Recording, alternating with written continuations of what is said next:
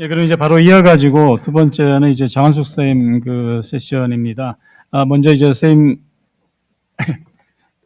그 세미나 들어가기 전에 그 아드님이신 그 정지태 선생님 지금 현재 이제 고대 명예교수로 계시는데 자리해 주셨습니다. 선생님의 간단한 그 인사 말씀을 듣고 진행을 하는 걸로 하겠습니다. 발표자 토론자분께서 자리 좀 해주시고요. 예, 정지태 선생님의 그 인사를 듣도록 하겠습니다. 예, 안녕하십니까. 이렇게 온라인으로 오프라인으로 그 아버지의 탄생 100주년 기념 행사에 참석해 주신 여러분들 감사드립니다. 아버지가 태어나신 지 올해 100년이라고 그러는데 저는 사실 실감을 못 하고 있었습니다. 올해가 그 돌아가신 지 25주년이 되는 해라서 저는 그거를 갖다가 좀 기념해서 준비를 하려고 했는데 작년에 말에 저 아버님 제자이신 오탁범 교수님이 전화를 했더라고요. 전화해서 야, 너 아버지 저 내년이 탄생 100주년인데 준비가 됐냐 이렇게 말씀을 하셨습니다. 그래서 그거를 갖다가 좀 해야 되겠구나. 그런데 오탁범 교수님이 나도 이제 나이가 80이라서 준비하기 힘드니까 젊은 교수님들 내세워서 준비를 하겠다. 그래서 지금 아버님 생일인 11월 3일 날 심포지움이 준비되어 있고 그 책도 지금 준비하고 있는데 그 와중에 대산문화재단에서 전화가 왔어요. 이런 행사가 준비되어 있다고. 그래서 감사한 마음으로 오늘 여기 참석을 하게 됐습니다. 제가 그 파주의 해일이에다가 아버지 기념관을 짓고 문학 행사를 갖다가 계속해서 해오고 있었는데 코로나 영향 때문에 몇 년 동안 전혀 못하고 있었습니다.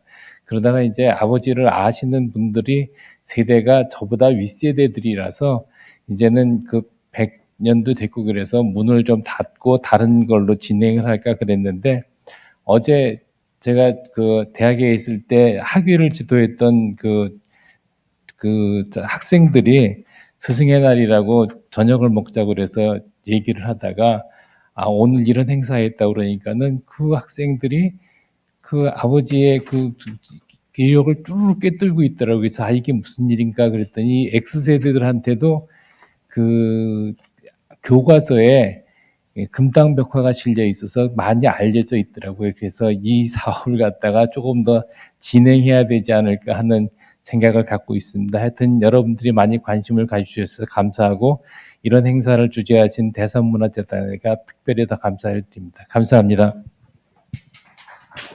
예, 선생님 감사합니다. 예, 시간이 좀 많이 경과한 관계로 이제 바로 그 발표랑 토론을 진행하도록 하겠습니다. 아까 말씀드린 대로 이제 이게 유튜브로 좀 생중계가 되는 관계로 시간을 좀 지키는 게 좀 필요한 상황인 것 같습니다. 두 번째 그 장한숙 센션 그 발제자랑 토론자를 소개드리겠습니다. 그 발제는 서강대에 계신 그 공임순 선생님께서 이제 발제를 해주실 거고 토론은 그 한림대 장세진 선생님께서 토론을 해주시겠습니다. 먼저 발제를 듣겠습니다. 네, 방금 소개받은 서강대학교 공임순입니다. 시간이 짧아서 일단 이 자리에 참석하게 돼서 굉장히 기쁘게 생각을 한다는 말씀 드리면서 바로 발제를 시작하도록 하겠습니다.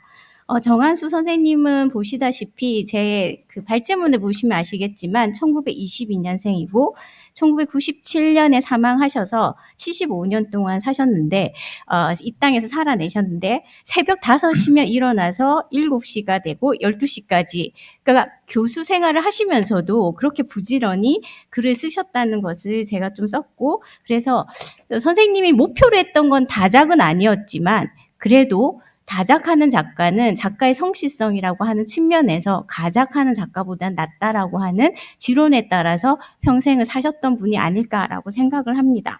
48년에 예술조선의 단편 흉가로 등단한 이래 유작인 1992년 현대문의 칠보부로 근데 제가 이 부분에서 부항이라고 하는 작품이 92년에 실렸다고 연보에는 나와 있지만 저는 찾지를 못했습니다. 이 부분은 만약에 유족분들이 이걸 아신다면 저한테 알려주시면 정말 좋겠는데 저는 작품을 찾지 못했다는 말씀 드리면서요. 160여 편의 소설의 경우 남겼고 시집 3편, 수필집 2권, 연구서 8편 이렇게 아주 많은 작품을 쓰시고 연구자로서도 두각을 나타내셨습니다. 그래서 제가 이 100주년을 기념하는 자리에서 좀은 그 작품 연보에서 예를 들면 아담의 행로 같은 경우는 저는 찾지 못했습니다. 그리고 조선일보의 배신의 존재도 제가 여기서 조금 몇 가지 문제를 지적을 했었는데, 조선일보 같은 경우는 단편 소설 현상 공모였는데 정한수 선생님이 이게 중편이라고 말씀을 하셨어요. 그래서 이 부분들이 서로 이렇게 미스매치가 있어서 사실은 이 작품의 이 작품이 어떤 형태, 이 존재를 지금 찾지 못한다라고 하는 점을 좀 지적을 했습니다. 이 부분도 좀 작품 연보에서 다시 한번 정리가 될 필요가 있다라고 생각을 했습니다. 이건 결국은 이제 한국 전후에 결국 이 어수선한 사회 분위기 속에서 작품의 초기작 같은 경우는 좀 실종도 있고 정확하게 남겨져 있지 않다 보니 이런 문제가 발생을 했다고 생각을 합니다. 그래서 이 부분은 작품 연보를 통해서 조금 더 보충이 됐으면 좋겠다라고 생각을 하고 있고요. 또 하나는 정한수 선생님은 손창섭이나 선우이 오늘 발표되는 작가들에 비해서 연구가 상대적으로 드뭅니다. 그래서 저는 이번 발표를 통해서 제가 어떤 새로운 문제 틀의 제안을 할 수 있다면 더 영광으로 생각하고 그 부분에 대해 초점을 맞춰서 이 글을 썼다는 점을 말씀드리겠습니다. 2장으로 가겠습니다. 시대사에 내몰린 자들 3등 인간의 형상입니다. 정한수 선생님이 전후 신세대 작가로 자리매김한 데는 일단은 백철 선생님께 고마움을 표시해야 되지 않을까, 저는 그렇게 생각을 합니다. 저는 문제 작품집을 통해서 백철 선생님께서 이제 정한수의 고가를 그 작품집에 실으면서 기본적으로 이 전후 신세대 작가의 일군으로 자리를 잡게 됩니다. 그걸 알 수 있는 게 1960년 2월에 한국문단 10년에서는 사실 정한수 선생님의 성명이 거론되지 않았습니다. 그런데 1962년 9월에 백철 선생이 글을 쓰시면서는 이 전후 문제 작품집을 4개로 해서 정한수 선생님도 그 부분으로 그 전후 신세대 작가로 자리매김을 했다라는 것을 말씀드리고 싶습니다. 이 전후 신세대론의 연장선에서 정한수 선생님은 내가 태어난 세대가 겪어야 했던 민족적 비극들의 외적 요인들을 굉장히 강조했습니다. 그래서 일제말 해방, 6.25 동란 등 거의 쉴 새 없이 우리는 역사적인 격변 속에서 살아온 세대다 라고 말씀을 했습니다. 그래서 그렇다면 그 정한수 선생님이 저는 신세대 작가라고 하는 자리매김을 위해서 필요한 우리가 어떤 개념 이런 것들은 좀 없을까를 제가 고민을 하다가 결국 그 부분에서 저는 3등 인간이라고 하는 그 용어가 저한테 굉장히 좀 의미 있게 다가와서 3등 인간이라고 하는 걸 2장의 제목으로 썼습니다. 그래서 135쪽에 그 예문에서 보면은 3등 인간, 그러니까 제가 방점을 찍어 놓은 부분을 보면 아시겠지만 만나가 나린 땅에서 3등 인간이라는 표현을 쓰시고 계십니다. 그래서 이 3등 인간의 형상은 제가 보기에 송창섭의 잉여 인간과 일맥상통하는 부분이 있다라고 생각을 했습니다. 저는 황폐한 현실을 병리적 불구적 인간상으로 묘파하고자 했던 그 세대 특유의 감각이 잉여 인간과 3등 인간이라고 하는 개념들을, 그런 인간상들을 가감하게 작품 세계에 끌어들이지 않았나라고 생각을 했고요. 그리고 그것을 대비치는 표현들은 굉장히 많았습니다. 제가 선생님의 작품을 다 읽지는 않았다라고는 할 수 없지만 어쨌든 굉장히 작품이 많은데 거기서 제가 이 표현들을 좀 찾아내면서 예를 들면 미물로 인식하는 빨치산이라든지 상위군인이라든지 나고병, 병력기피자, 우리가 여기서 창녀, 이런 매춘부, 이런 표현, 이런 그 3등 인간의 조건을 공유하는 인간상들이 굉장히 많이 나온다라고 제가 여기서 썼습니다. 다음 장으로 넘어가겠습니다. 그래서 근데 이 3등 인간이 무엇보다도 저는 좀 흥미로웠던 게 식민지 시기, 일제 시기 2등 국민하고 연장선에서 바라볼 수 있는 여지가 있었다라는 겁니다. 그래서 2등 국민을 연장시키는 3등 인간은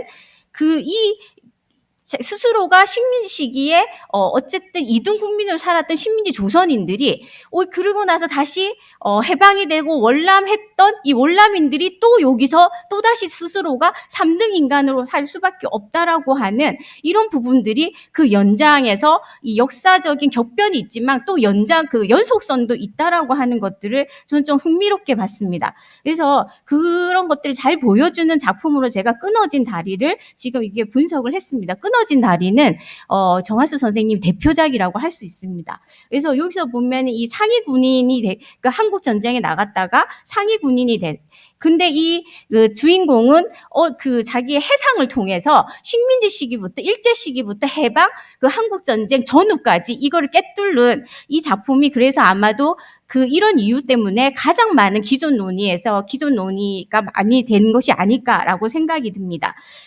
이 부분은 그냥 좀 넘어가면서요. 그 137페이지 보면 그래서 이 결국은 연이라고 하는 인생 드라마를 우리가 볼 수 있는데 이 연은 다리 한쪽을 잃은 상위 군인으로 결국은 전우를 맡게 됩니다. 그리고 연과 결혼을 하게 되는 월나무 양공주 생활 끝에 실명한 동양 친구 미혜의 결합은 사실 어떻게 보면 3등 인간끼리의 결합.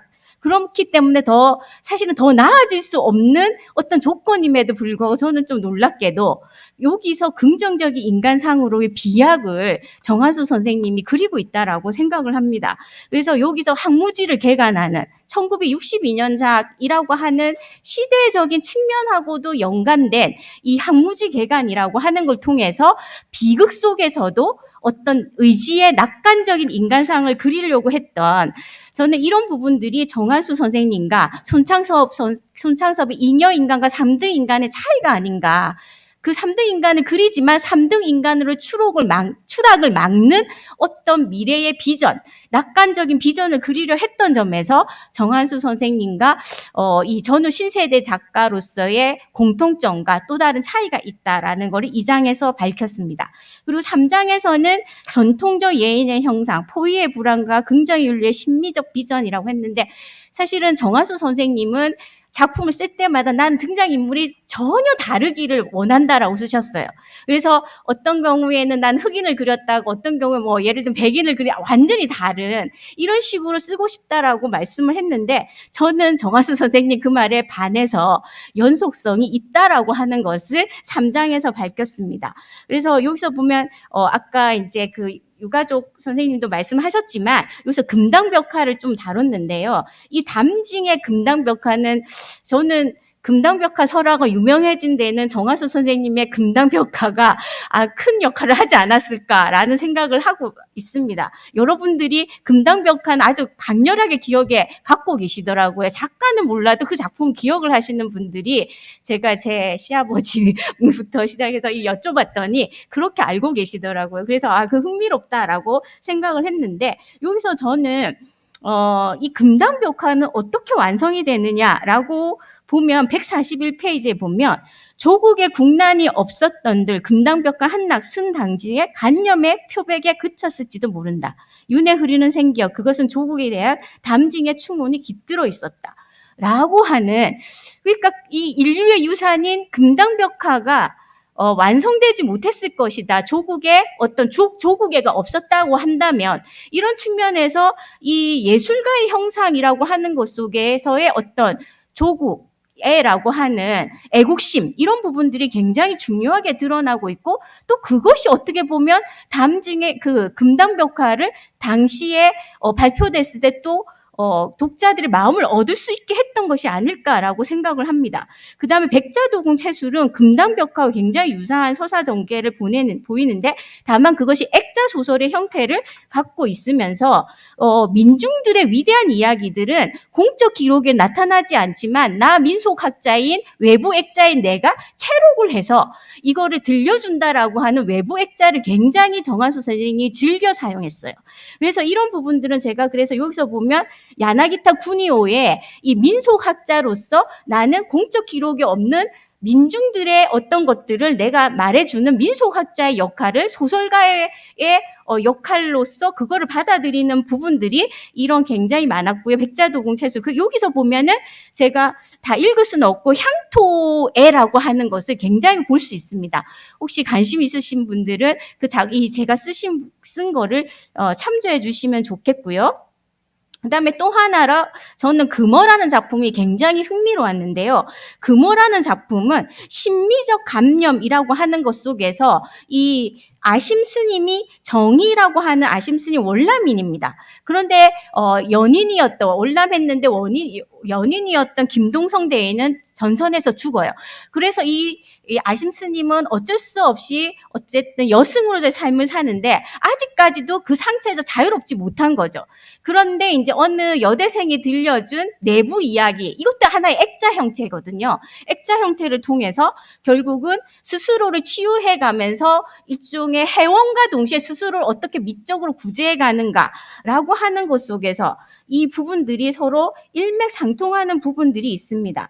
그래서 여기서도 보면은 여기서도 또 어떤 측면에서 보면 저는 조국의 향토에 어떤 부분들이 서로 이렇게 착종되어 있다라고 생각을 하고 있고요. 그래서 이런 조국애와 향토애가 결국은 손창석의 잉여인간과 다른 3등 인간으로만 머물지 않는 긍정적인 비전, 긍정의 모랄의 어떤 인간상을 만들어내는 어떤 역할을 했던, 거기에는 또한 월남인으로서 정한수 선생님이 가진 자유의 적들에 대한 불안이나 그런 어떤 경계심도 저는 작용을 했다. 이가 두 가지가 같이 있기 때문에 결국은 정한선 선생님은 손창석과 약간 그 장용학과는 또 다른 어떤 전후의 문학을 보여주고 있는 것이 아닌가라고 생각이 듭니다. 사장은 역사소설이, 제가 역사소설로 박사 논문을 썼고 역사소설 감심이 많습니다만 역사소설 쓰기에는 이 지면이 너무나 제한적이어서, 그렇지만 관심이 있고 나중에 시간이 되면 정한수 선생님 역사소설 꼭 한번 다뤄보고 싶다는 말씀을 드리고 싶고, 여기서 보면 제가 백자도공 채술에서 이태조의 혁명에 대해서 그 혁명과 맞먹는 예술혁명을 자기는 하고 싶다라고 이제 채술이 직접적으로 거기에다가 밝힌 부분이 있습니다. 그런 걸 보면 기본적으로 이성계에 대한 관심이 굉장히 있었고 그것들을 소설화했다라는 거를 알 수가 있습니다. 근데 이제 이 김성한의 이 이성계가 더 유명한데 사실 알고 보면 그 전사로서 정한수 선생님의 이성계가 있었다라는, 근데 일부러 마침이 되고 2부가 안 쓰여졌기 때문에 저는 그게 조금 정한수의 이성계를 평가하는 데 있어서의 평가를 제대로 하지 못하게 했던 원인이 아니었을까 생각이 듭니다. 그래서 이런 부분과, 그리고 저는 또 재밌었던 것은 신라시대를 배경으로 한 처용량과 바다의 왕자였는데요. 처용량을 바다에서 표류하듯 좀 구조된 중동인으로 설정을 하는 아주 파격적인 어떤 상상력을 끌어들이시는 거. 근데 거기서는 김인환 선생님은 그때 그런 논의가 그 학계에서 있었다라고 말씀도 하시더라고요. 그래도 그것이 아직 검증된 것은 아닌데 그것을 가장 과감하게 받아들이셔가지고 처용을 중동인으로 설정한 것도 흥미로웠고, 그리고 바다의 왕자들도 사실은 장보고가 역사의 사료가 별로 없는데 그걸 한 권의 장편 소설로 죄송합니다. 깜짝, 네, 네, 제가 갤럭시 워치를 가지고 있었더니, 네. 그래서 바다의 왕자 또한 사료가 거의 남아있지 않는 먼 과거를 대상으로 해서 그 한 권의 긴 장편 소설을 썼다는 것도 흥미로웠습니다. 제가 마지막으로 굉장히 제가 빨리 진행을 했는데요.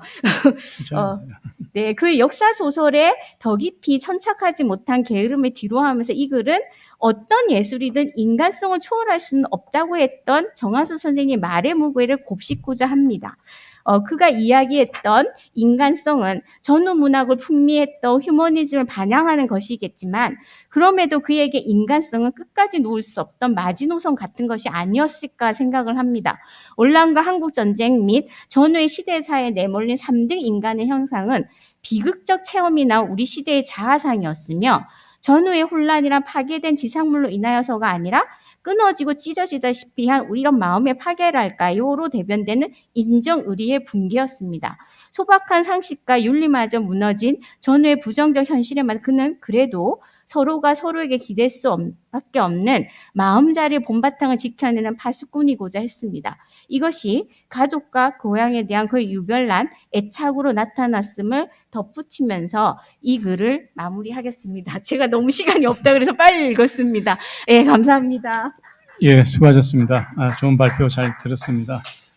말씀하신 대로 정한숙 선생님은 좀 제자도 많고 작품도 많이 쓰고 또 왕성하게 활동하셨는데도 의외로 연구가 너무 없고 또 본격적인 연구라고 할 수 있는 게 실상 거의 없다시피 한데 아주 전후 신세대 작가의 한 분으로 3등 인간이라는 어떤 키워드로 새롭게 이제 문학적인 어떤 그 의미 자리를 이렇게 만드는 중요한 어떤 시금석이 되지 않을까라는 생각이 듭니다.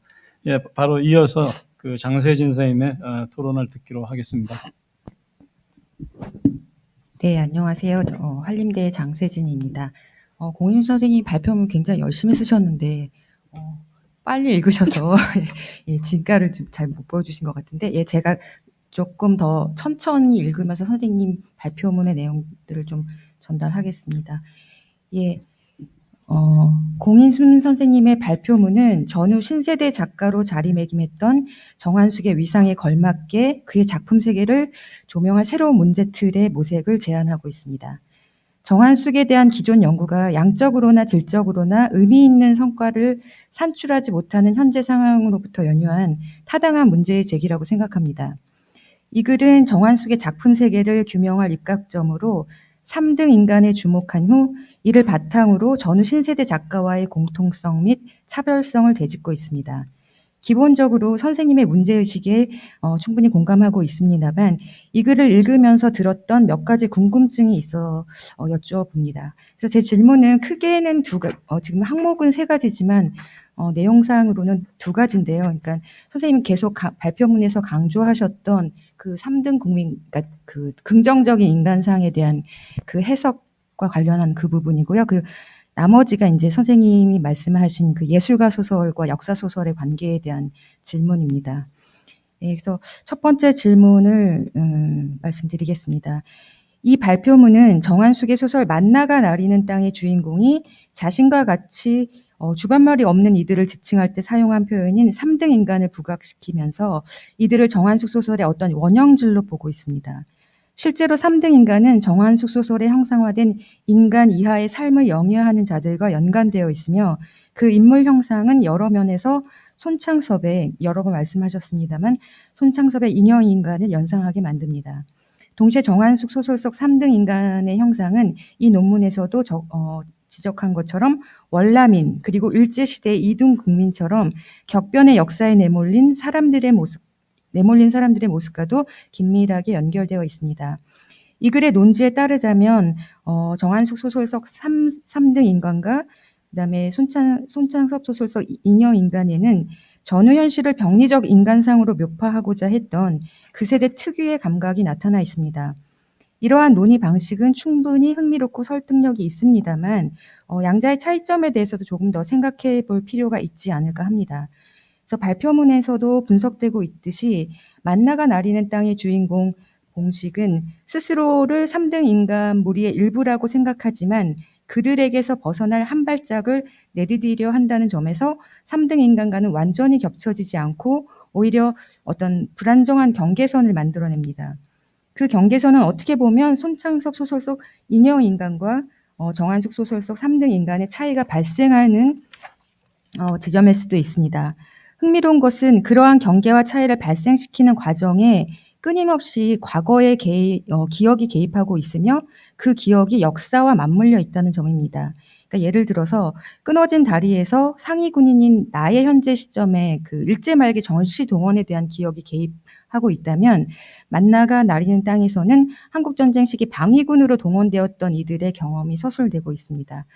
그래서 이제 전체적으로 보자면 이 발표문은 황무지의 개간과 같은 결말 부분의 낙관적 전망 그리고 이로부터 부각된 긍정적 인간형에 초점을 맞추어서 끊어진 다리와 여타 전후 소설의 차이점을 논하고 있는데요. 그러나 황무지 개간과 같은 낙관적 전망을 가능하게 만든 그 원동력 혹은 긍정적 인간형을 형성하게 만든 계기 자체가 일제 말기나 한국전쟁 시기 전시 동원과 같은 그런 경험과 긴밀하게 매개되어 있지는 않은지 그리고 그 매개의 지점이 3등 인간과 잉여 인간의 차이점을 드러내고 있는 것은 혹시 아닌지 고민해 볼 필요가 있지 않을까 저는 좀 그런 생각이 들었습니다. 그리고 계속해서 연관되는 질문인데요. 그 앞에서 말씀하신 것처럼 말한 것처럼 이 발표문은 끊어진 다리의 주인공 연을 소여의 조건에 맞서 투쟁하는 인간 행위의 숭고함을 시연하는 대단히 드문 긍정적 인간상의 도래로 해석하고 있습니다. 그래서 연이 이미 상실한 고향을 대신해서 아무런 연고도 없는 그 해발 300m의 척박한 고지대에서 새로운 삶을 일구는 인물이라는 점에서 이러한 해석에 공감하지만 한편으로는 긍정적 인간상이라는 틀 자체에 다소의 의문점이 생겨나는 것도 사실입니다. 그래서 예컨대 이 발표문은 이제 각조 20번에 쓰셨는데 76년 전작 그 발표된 조용한 아침은 끊어진 다리의 낙관적 비전이 농촌 계몽의 새마을 운동으로 기결된 도정을 보여준다고 했는데 이때 낙관적 비전은 단순히 농촌 계몽으로 환원될 수 없는 시대적 특수성을 내포하고 있는 것은 아닌지 그런 이제 의문이 들었고요. 그래서 그 낙관적 비전이 어떤 지점에서 70년대 지배 이데올로기와 조응하고 있지는 않은지 혹은 차이를 드러내고 있다면 그것은 어떤 방식인지 좀 더 섬세하게 검토될 필요가 있어 보입니다. 물론 이 발표문은 정한숙 소설에 나타난 긍정적 인간상을 특정한 목적의식을 내포한 가치체계가 아니라 그 절망적 현실에 주저앉기보다 극복해 나가려는 인간 의지의 낙관과 연결시키고 있습니다. 그럼에도 이제 발표문에서 차크라바티를 빌어 말하고 있듯이 이 정한숙 소설의 어떤 인물들이, 이 긍정적 인물들이 그 전후 냉전의 자유관념을 매개로 해서 그 국가주의와 민족주의 착종을 보여주고 있는 그런 모습이 약간 보이는데요. 그래서 그런 모습이 보이고 있다면 정한숙 소설의 인간상 또한 예외는 아닐까 그런 생각을 합니다. 그래서 정한숙 소설의 바람직한 인간상에도 국가주의와 민중주의의 착종이 나타나 있지는 않은지, 그렇다면 그 착종의 구체적 양상은 어떻게 드러나고 있는지 그 점이 조금 밝혀지면 좋겠다라는 생각이 들었습니다. 마지막 질문입니다. 예술가 소설과 역사 소설의 연결 지점에 대해서 좀 궁금한 점이 있는데요. 이 발표문에서 또한 흥미로운 부분은 예술가 소설로 분류되는 금당 벽화, 백자도공, 최술, 금어 등을 선행 연구와는 달리 전후문학의 연속성의 관점에서 다시 읽고 있는 부분입니다. 그래서 전통적 예인의 형상이 지닌 조국애와 향토의 강한 지향성은 끊어진 다리가 선보이는 향토 개척과 맞물리는 연속성을 띠고 있는 것으로 보입니다. 그래서 긍정의 윤리의 심미적 비전이 그 전통적 예인의 형상을 가로지른다라고 분석한 부분은 분명 설득력이 있습니다. 금당벽화나 백자동 채술, 금어와 같은 작품들은 예술가 소설이지만 과거의 공식적 기록에는 없던 한 개인의 고뇌와 정조를 역사적 상상력으로 견인한다는 특징 또한 지닙니다. 그런 점에서 이들 예술가 소설은 말씀하신 바대로 정한숙이 연재한 여러 역사 소설들과 연결될 수 있을 것 같습니다. 선생님께서는 역사 소설에 대해서 이제 전공자시기도 하고요. 그래서 이 발표문은 백자도공 최술에서 최술의 예술혁명이 태조의 역성혁명에 빗대어 정당화되었음을 언급하면서 정한숙이 이성계라는 역사 소설을 연재했다는 점을 강조합니다. 그러나 이 발표문에서는 그 양자 사이의 연관성에 대해서 본격적으로 분석하고 있지는 않은 것 같은데요. 그래서 다양한 예술가를 등장시켰던 정한숙 소설의 문제의식이 역사 소설에 나타난 특징들과 어떻게 연결되고 있는지에 대한 보충 설명을 청해 듣고 싶습니다.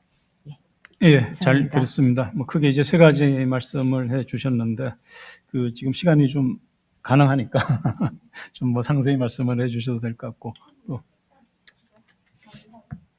한 10분 정도는 써도 되지 않을까 생각이 됩니다. 예, 천천히 말씀해 주시죠.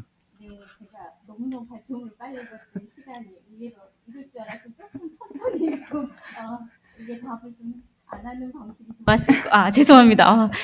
예, 조금 덜 하는 게 더 낫지 않았을까 싶은데요. 일단,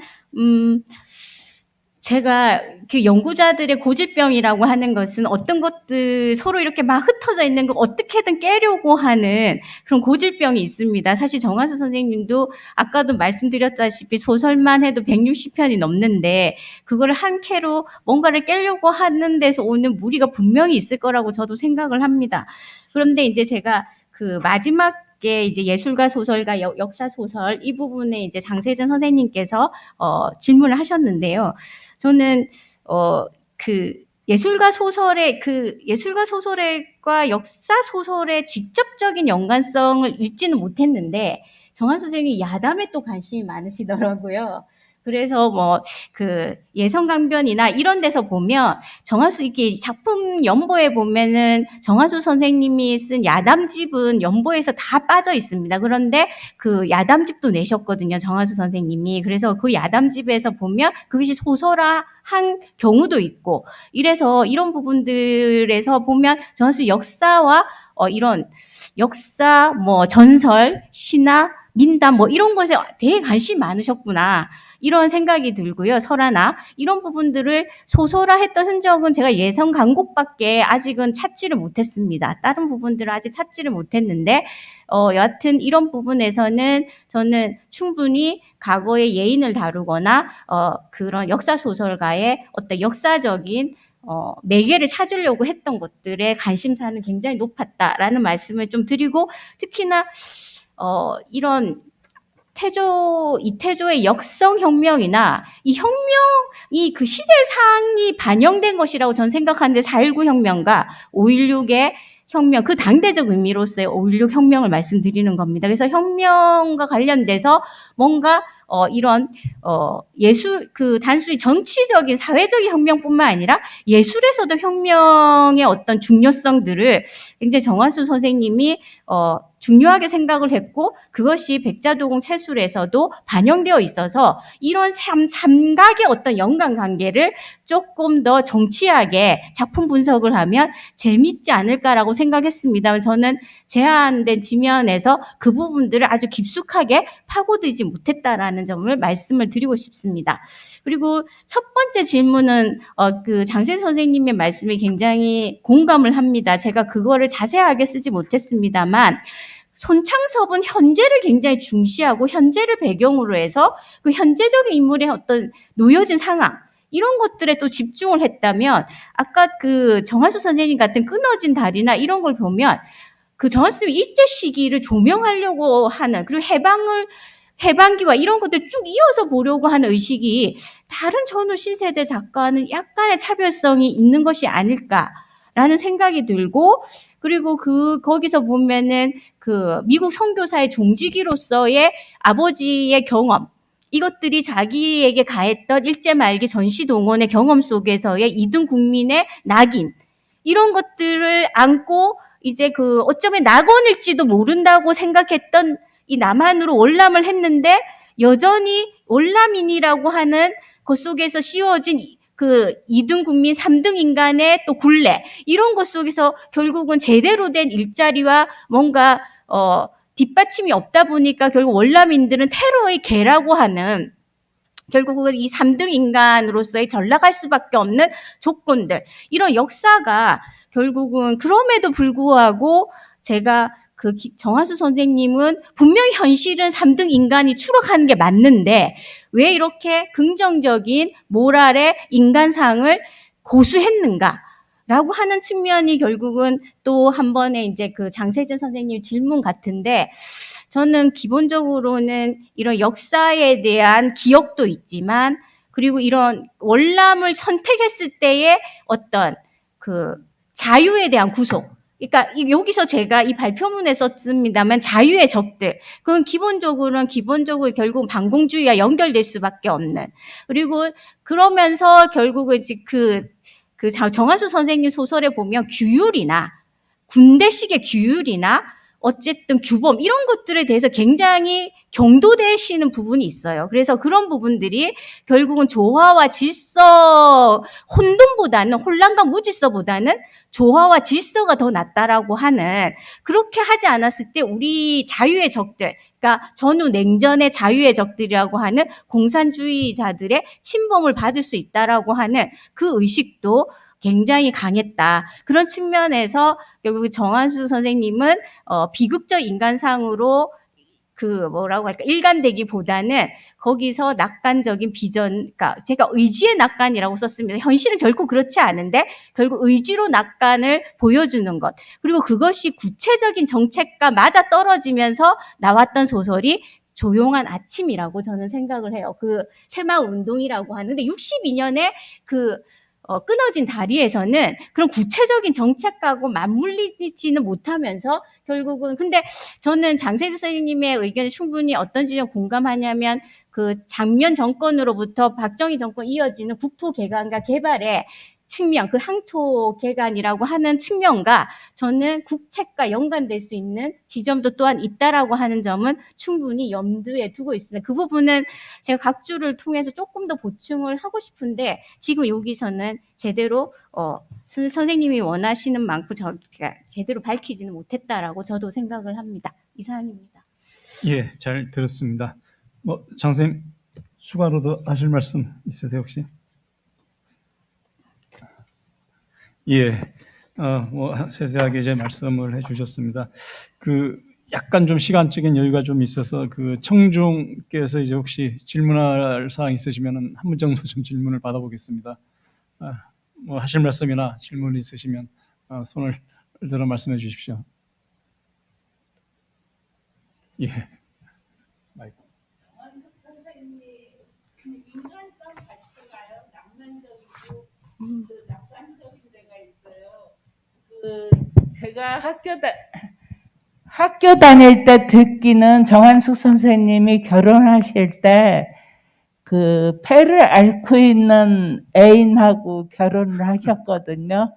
그런 식으로 굉장히 낙관적이고 긍정적인 측면이 있었던 것 같아요. 근데 한 가지 아쉬운 거는